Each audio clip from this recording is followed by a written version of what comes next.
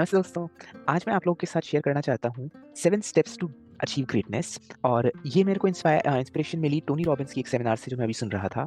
तो let me share मेरे हिसाब से ये 7 स्टेप्स टू सक्सेस कैसे अचीव किए जा सकते हैं, जो कि मैंने उनसे सीखा है। तो 7 स्टेप्स में सबसे पहला स्टेप जो है वो है getting clear on what you really want. आप सही में चाहते क्या हो? ये सबसे इंपॉर्टेंट चीज़ है, क्योंकि आपको कहीं जाना है, कभी किसी जीपीएस पे आप लगाते हो कि मेरे को इस जगह जाना है, तभी आप उस जगह पे पहुंच पाते हो। अगर आपको क्लियर ही नहीं है कि आप कहाँ जाना चाहते हो तो पता नहीं होता। जैसे हम एक एग्जांपल लेते हैं, मान लीजिए आप स्टूडेंट हो और आपको साल के एंड में बहुत अच्छे मार्क्स से पास होना है। तो उसमें एग्जैक्टली क्या चाहिए है कि आप 90% की कोशिश करोगे, 90%, 95% की करोगे, या 75% की करोगे, या आपको जितना लग रहा है आप उस हिसाब से कैसे कर सकते हो। तो कई लोग ये तो डिसाइड कर लेते हैं कि आपको क्या चाहिए है, लेकिन साथ ही आपको ये भी डिसाइड करना जरूरी है कि आपको वो चाहिए क्यों है। क्योंकि आज की डेट के अंदर काम करने के लिए बहुत सारे ऑप्शन हैं, सारी टेक्निक सारी अवेलेबल हैं।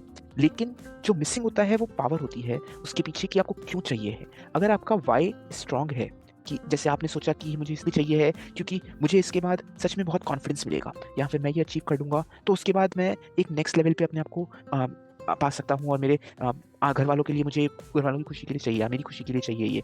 तो आप जब इसके पीछे एक अच्छा वाई छोड़ पाएंगे, तब आप इसके पीछे और पावर के साथ जा पाएंगे। तो सबसे पहले आपको ये फिक्स किया कि आपको चाहिए क्या है। फिर उसके बाद नेक्स्ट स्टेप जो आता है वो होता है कि ये समझना कि आप हो कहाँ पे। क्योंकि आप अगर कहीं जाना चाहते हो तो आप वहाँ से चालू करोगे जहाँ पे आप हो। कई बार हम लोग अपने आप को धोखे में रखते हैं ये चीज़ कि हम लोग सोचते हैं कि या तो हम बहुत आगे हैं जहाँ पे हम होते नहीं हैं, या फिर हम बहुत पीछे हैं। तो सबसे इंपॉर्टेंट जो पहला पार्ट है इसका, वो है टू बी ऑनेस्ट, कि आप कहाँ पर हो ये चीज़ आप ढंग से ऑनेस्टली समझो। फिर इसका दूसरा पार्ट आता है कि इसको ना तो ज़्यादा अच्छा दिखाने की कोशिश करो कि मैं कहाँ पे हूँ। अगर आप पढ़ाई वाला एग्जाम्पल लो पहले, तो आप ये सोचो कि अच्छा मेरे को कितना आता है यहाँ पे, मैं जो पढ़ाई करता हूँ तो मेरे को कितना समझ में आती हैं ये चीज़ें। ना तो आप ये सोचो कि अरे यार मैं ये चीज़ 1 घंटे में कर लूँगा, जो चीज़ आपको रेगुलरली करने में 2 घंटे 4 घंटे लगते हैं। ना आप ये सोचो कि ये चीज़ मेरे को करने में शायद 10 दिन लग जाएँगे, जबकि ऐसा कुछ भी नहीं होता। तो ये टेंडेंसी से बचें कि अपने आप को ज़्यादा अच्छा या ज़्यादा बुरा करते हैं जो हम लोग कई बार। फिर तीसरा स्टेप है what is stopping you right now. अभी ऐसी क्या चीज़ है जो कि आपको ये चीज़ करने से रोक रही है?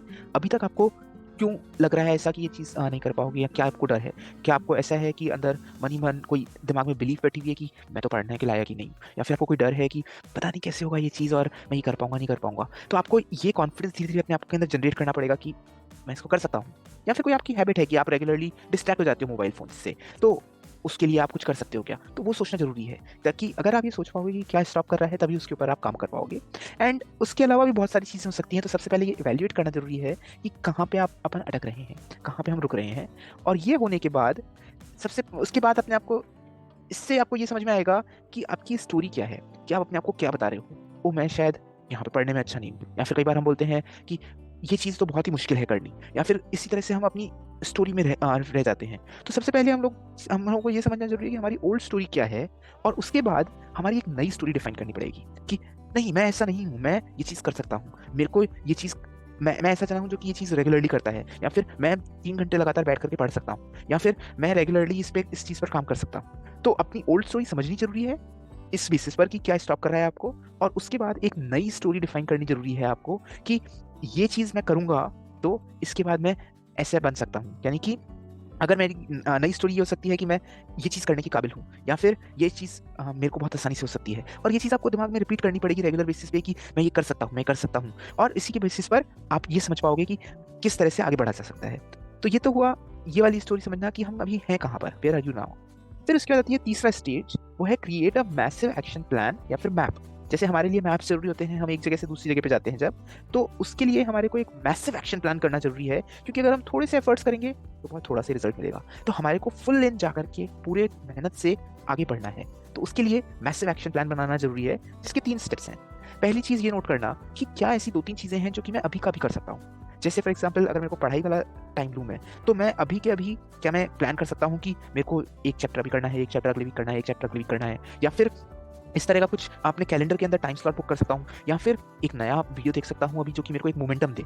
इंपॉर्टेंट ये है कि हम मोमेंटम गेन करें, किस तरह से हम करना चाहते हैं कोई भी चीज़। फिर दूसरी चीज़ आती है how will you get the skill.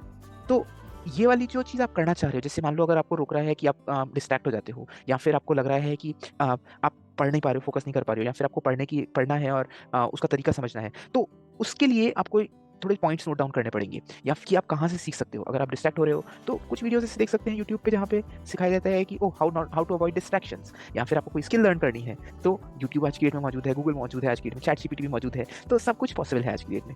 लेकिन ये लिखना जरूरी है, पेन डाउन करना कि किस तरह से आप एक्वायर करोगे वो स्किल। और फिर जो सबसे ज़्यादा जरूरी है वो है ये समझना कि 80-20 रूल हमेशा अप्लाई होता है। इसका क्या मतलब है कि आपके सिर्फ 20% जो एक्शंस होंगे वो आपको 80% रिजल्ट देंगे। तो अगर आप ये समझोगे तो बाद में आएगा कि आप इवैल्यूएट जब करोगे तब आपको समझ में आएगा कि रेगुलर बेसिस पे कि किस तरह से हमारे जो कौन से 20% काम थे जिन्होंने और एफर्ट्स थे जिन्होंने हमारे को 80% की रिजल्ट दिया। लेकिन इस स्टेज पर creating a massive action plan में जो भी चीज़ें, जो भी स्टेप्स आपके दिमाग में आते हैं, उन चीज़ों को आप लिख दो, सारे एक साथ लिख दो। फिर उसके बाद आता है चौथा स्टेज। ये सबसे हार्ड स्टेज होती है, वो होती है do the hard thing. Tony Robbins इसको बोलते हैं स्ले द ड्रैगन्स। तो इस स्टेज में जा करके आप एक्चुअल वर्क करते हो रेगुलरली, और उसके लिए 4 स्टेप्स हैं। पहली चीज़, चेंज व्हाट इज़ नीडेड। अगर मान लो आपको लग रहा है कि आपके अंदर वो पावर नहीं है, या फिर आपको लग रहा है कि आपके अंदर वो बिलीफ नहीं है, तो अपनी नई स्टोरी को रिपीट करो कि मैं ये चीज़ कर सकता हूँ, मैं ये चीज़ करूँगा। और उसके बाद थोड़ा-सा जब रिपीट कर लो, आपको जब थोड़ी-सी एनर्जी बूस्ट मिलने लग जाए, तो then go and do the work.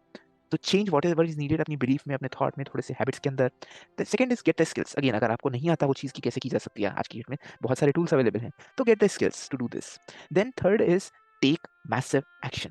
What does massive action mean? अगर आपको पढ़ना है तो ये मत कोशिश करोगे अरे यार मेरी पूरी टेबल सेट है कि नहीं है, मेरी सारी चीज़ें सेट है कि नहीं है। आसपास की चीज़ों में हम लोग कई बार टाइम बहुत वेस्ट कर देते हैं। अच्छा नहीं यार, मेरे को एग्जैक्टली 1 घंटा मिला है तभी मैं पढ़ूंगा, नहीं तो मैं अगले घंटे पढ़ूंगा। या फिर अभी 11:22 हुई है, 11:22 हुआ है, तो I start reading from 11:30 12 PM। तो अगर आप इस तरह से छोटे-मोटे साइड की चीज़ों में पड़ जाते हो, तो कई बार आप मोमेंटम खो देते हो। तो अगर आपका स्टेट है, go take massive action, just do it. It need not be perfect. ये ज़रूरी नहीं है कि आप बिल्कुल परफेक्ट तरीके से इम्प्लीमेंट करो, लेकिन ये ज़रूरी है कि आप उसको इम्प्लीमेंट करो।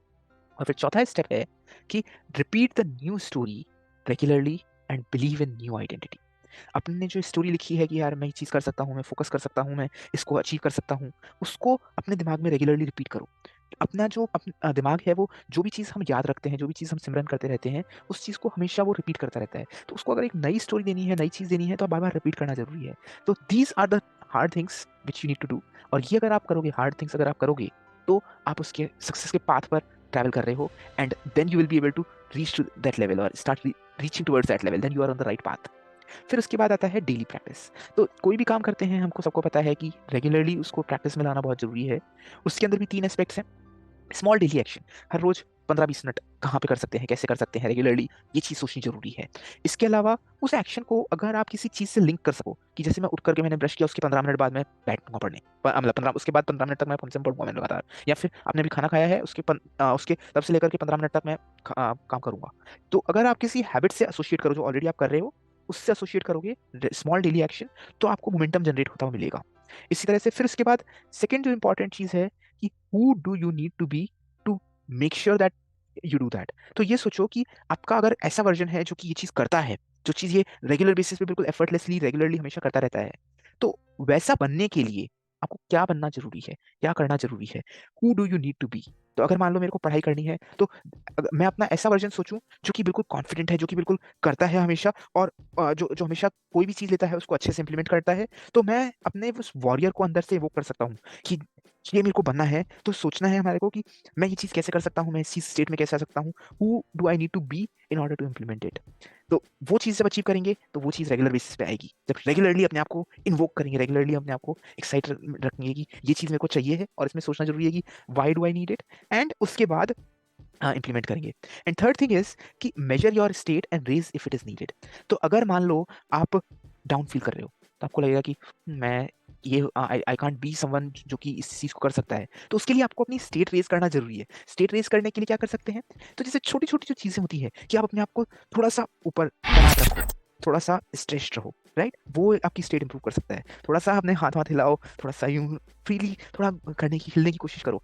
अगर ज़रूरत हो तो खड़े हो जाओ। खड़े होकर के अपने आप को थोड़ा इधर-उधर हिलाओ पूरी तरीके से, शेक योर बॉडी इस तरह से, and get into that mindset, get into that frame, जो कि आपको अलाउ करेगा to be in that right state, to be the right person, and the person who can take the regular action and implement it. फिर उसके बाद जब आप regularly ये चीज़ करोगे, तो नेक्स्ट इंपॉर्टेंट चीज़ आती है मेजर ऑफन। कई बार हम ये गलती करते हैं कि हम काम तो करते जाते हैं, करते जाते हैं, करते जाते हैं, लेकिन हमको लगता है यार रिजल्ट ही नहीं मिल रहा, कि मैं पढ़ तो रहा हूँ लेकिन मुझे लग ही नहीं रहा कि मुझे चीज़ें आ रही हैं, या फिर मुझे मैं बहुत कोशिश करता हूँ लेकिन मैं पढ़ने ही नहीं बैठ पाता। तो it's very important to measure often कि जो आप गोल सेट किया है, जिस तरफ से आप जाना चाह रहे हो, उसकी तरफ आप बढ़ रहे हो कि नहीं बढ़ रहे हो। और अगर नहीं बढ़ रहे हो तो अपने आप को चेंज करना जरूरी है। अपना जो एक्शन है उसको थोड़ा चेंज करना जरूरी है। Try different action, try different thing, revisit your map, massive action plan and see which things will actually give you the right amount of results. तो मेजर ऑफन, एंड अगर आप वो चीज रेगुलरली कर पा रहे हो, see if you can raise your standard, see if you can make sure that you don't tolerate whatever is substandard. तो इसके दो एस्पेक्ट्स जो बताए हैं उन्होंने, टोनी रॉबिन्स ने, what you tolerate is what you get.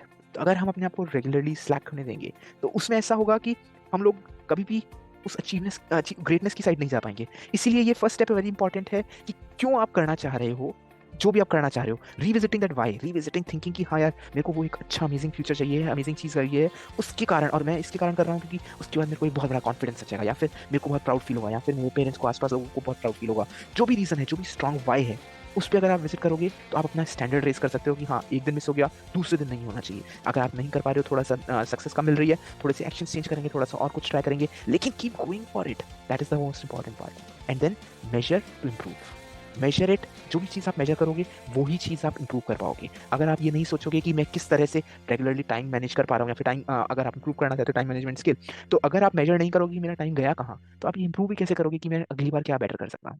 So measure often. फिर उसके बाद the seventh step is observe, evaluate and enjoy.